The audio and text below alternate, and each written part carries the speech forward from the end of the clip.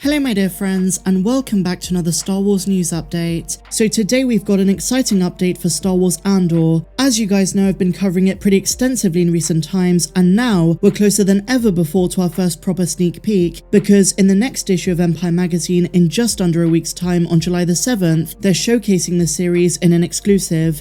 So far we've had a sizzle reel that dates back a couple of years, and recently at Star Wars Celebration we had a teaser trailer, and now we're going to get exclusive insights into the series with interviews by Tony Gilroy and Diego Luna, as well as undoubtedly some more plot information and pictures of the show too, exclusive new photos. If you think back to last year, they did the same thing with the Book of Boba Fett, and we learned so much from that issue of Empire. Not only this, but the issue is also said to give us exclusive updates for the Ahsoka series and the Mandalorian Season 3 as well, both of which drop in 2023. I can't wait to see what's revealed. Until a full trailer drops for the Andor series at the end of this month, this issue of Empire is going to be the closest thing to a first look, with more information on the series. As we know, of course, in the past, Tony Gilroy has teased a different side to Cassian, a new look at the Empire and different factions of the rebellion. He now teases it's going to make us see Rogue One in a brand new light. Not only this, but a few months ago Diego Luna teased big surprises, as well as familiar faces from Rogue One. We're just a month and a half away, Andor drops on August the 31st.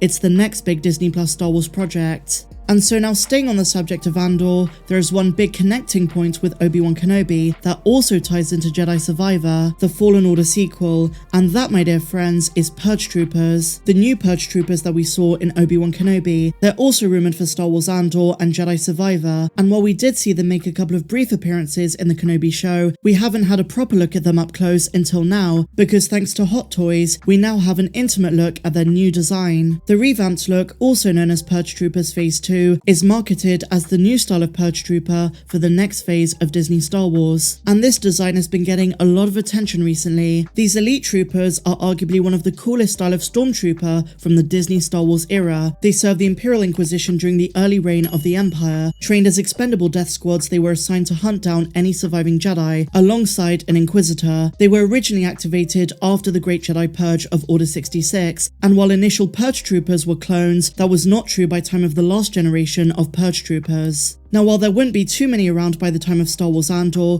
we've got to bear in mind the show is going to jump around the timeline quite a bit, showing us Andor's upbringing on Fest, which will include sequences that take place just after the Clone Wars. And in the spirit of this mini Rogue One universe, if you will, the 2016 film gave us some awesome Death Troopers, and maybe they'll appear as well in the Andor show. But when it comes to Purge Troopers, if they're going to appear in the series, maybe they'll be in flashbacks. Who knows, but it's really exciting stuff. I love the new design. Now, we're going to come back to Star Wars Andor in a minute, but first of all, let's talk about The Mandalorian Season 3. Following Star Wars Celebration, where a lot was revealed, I covered all of the highlights from the Mando Plus panel, as well as the other major events of the weekend. But one thing I did not cover, admittedly, was Jon Favreau's words on Bo-Katan versus Din Djarin, and how their story is going to evolve in the third season. Considering it's been a little while since we've had some Mandalorian news, hopefully this can whet our appetites. Let's dive into it. The Mandalorian is setting up quite a showdown between a couple of heavy hitters in the third season. With Din Djarin having obtained the Darksaber, he now has what Bo-Katan wants the most, and she needs it to be the leader of the Mandalorians.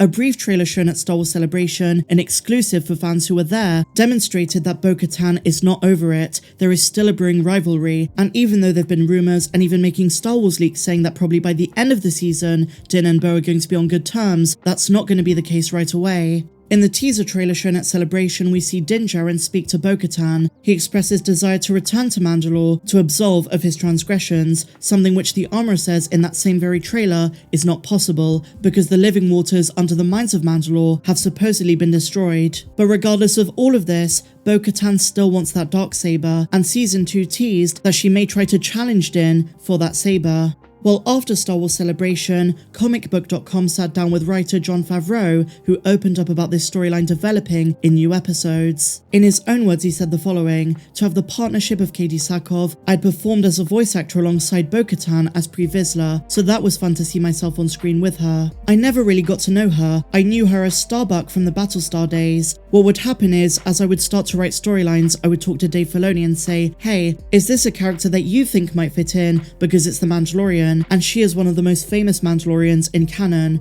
The collaboration with these existing characters was the first challenging part of the writing for me, because I was dealing with all these new characters. And then speaking of a season 3 conflict between Bo-Katan and Din, this is what he said. Having those two characters weave together, I think, really caught people in an unexpected way. Two sets of Mandalorians that actually seem very different, coexisting in the same world. So now as we go into the next season, we start to really explore what that means and how those two characters might see eye to eye, or maybe not get along at all, so he's really not spilling any beans here. He leaves it open-ended, but at least he admits they are going to address that rivalry in the 3rd season, and in the teaser trailer we did see Bo-Katan sitting on a throne. She was stroppy and not pleased to see Din or Grogu, so let's see how it plays out. I'm really excited for this.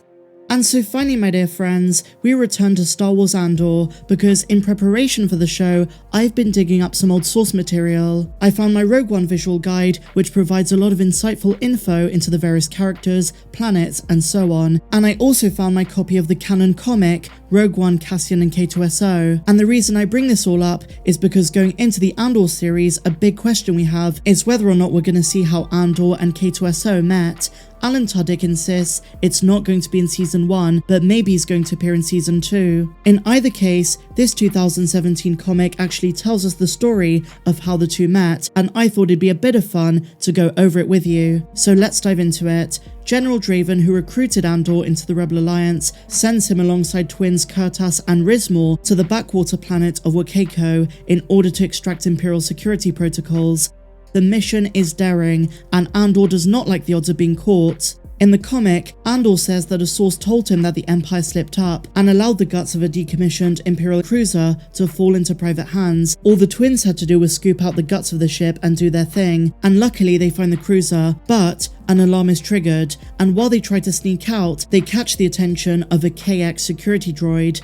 Andor tries to convince him to not call for backup, and a fight between the two ensues. And just as this droid, who is revealed to be K2SO, is about to kill Andor, the twins come to the rescue. They deactivate him, they wipe his memory and escape the facility while being chased. It turns out though, that K2SO still has a base layer of Imperial programming, but the rebels eventually manage to wipe his memory clean, so K2SO helps the rebels to escape, and the rest is history. And that is how they meet, and by the end of the comic, K2SO is now an ally and friend to Cassian Andor. I would love to see an interpretation of this on screen in season 2 of the series. I really love this comic and highly recommend you go out and read the full thing, but I hope you liked my brief coverage of it. And speaking of comics guys, I posted 2 videos yesterday. The first one was about Yaddle's orange lightsaber, and I covered her story in the comics there too. And the second video was an Obi-Wan Kenobi update, so go and check those out if you've not done so already. But with that said, my dear friends, I really hope you enjoyed today's video. Let me know your thoughts in the comments down below of the Andor series.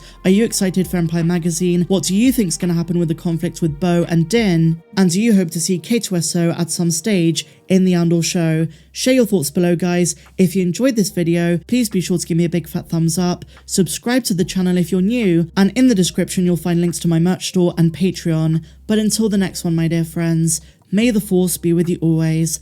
I'm Star Wars Meg. Have a good one.